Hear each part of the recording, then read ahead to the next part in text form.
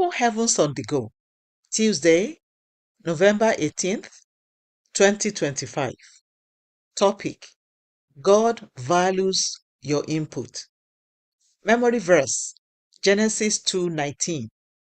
And out of the ground the Lord God formed every beast of the field and every fowl of the air, and brought them unto Adam to see what he would call them. And whatsoever Adam called every living creature, that was the name thereof. Bible reading: Genesis 18:16-33. And the men rose up from thence and looked toward Sodom. And Abraham went with them to bring them on the way. And the Lord said, Shall I hide from Abraham that thing which I do, seeing that Abraham shall surely become a great and mighty nation, and all the nations of the earth shall be blessed in him? For I know him, that he will command his children and his household after him, and they shall keep the way of the Lord to do justice and judgment, that the Lord may bring upon Abraham that which he had spoken of him. And the Lord said, Because the cry of Sodom and Gomorrah is great, and because their sin is very grievous, I will go down now and see whether they have done altogether according to the cry of it, which is come unto me. And if not, I will know. And the men turned their faces from thence and went towards Sodom. But Abraham stood yet before the Lord. And Abraham drew near and said, Wilt thou also destroy the righteous with the wicked? Peradventure, there be 50 righteous within the city. Wilt thou also destroy and not spare the place for the 50 righteous that are therein? That be far from thee to do after this manner, to slay the righteous with the wicked, and that the righteous should be as the wicked, that be far from thee. Shall not the judge of all the earth do right?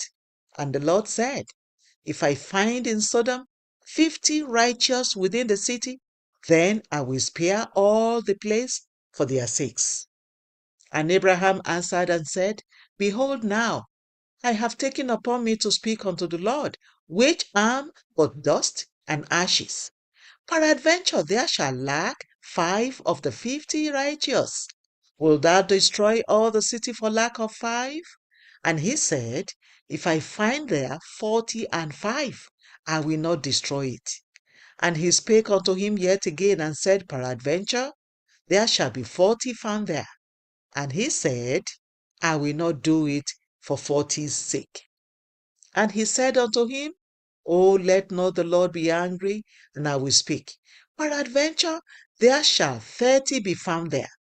And he said, I will not do it, if I find 30 there. And he said, Behold now, I have taken upon me to speak unto the Lord. Peradventure there shall be 20 found there. And he said, I will not destroy it for 20's sake. And he said, O let not the Lord be angry, and I will speak yet but this once. Peradventure 10 shall be found there. And he said, I will not destroy it for 10's sake. And the Lord went his way. As soon as he had found communing, he has left communing with Abraham. And Abraham returned unto his place.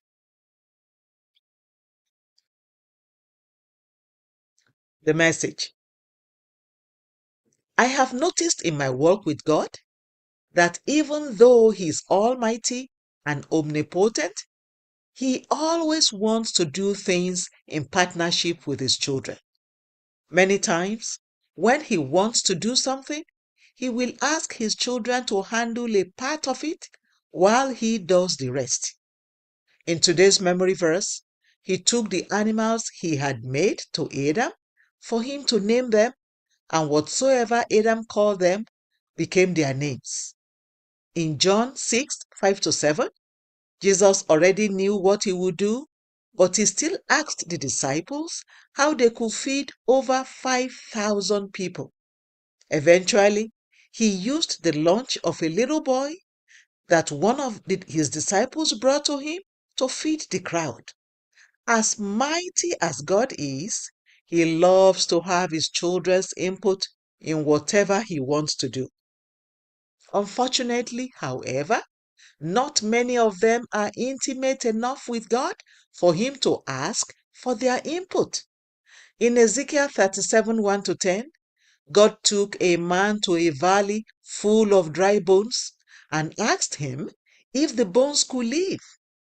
When a Christian begins to take his or her relationship with God more seriously, the fellow will not only hear from God, but he or she will also start having intimate discussions with him. Anybody can hear from God, but only a few discuss with him, and very few become intimate with him enough for God to ask them, "My son, what do you think we should do in this situation?" In today's Bible reading, we see that Abraham was so intimate with God that God could not hide his intention to destroy Sodom and Gomorrah from him. If you want God to regularly ask for your input in the things that he wants to do, you must be very intimate with him. You must become so close to him that he will say, "I cannot hide what I'm about to do from my friend." It is not enough to only attend church regularly. There is much more to God than you can get by just spending 2 or 3 hours in a church service. To be intimate with God, you need to spend time with him in prayers and read his word daily. When you spend time with him daily, not only will you get to know more of him, but he will also request your input on some of the matters that are dearest to him. Reflection. Can God seek your input in whatever he wants to do? Bible reading in 1 year. Acts 16-17. Hymn for today. What a friend we have in Jesus. The Open Heavens is written by Pastor E.A. Adeboye, the General Overseer of the Redeemed Christian Church of God. God bless you.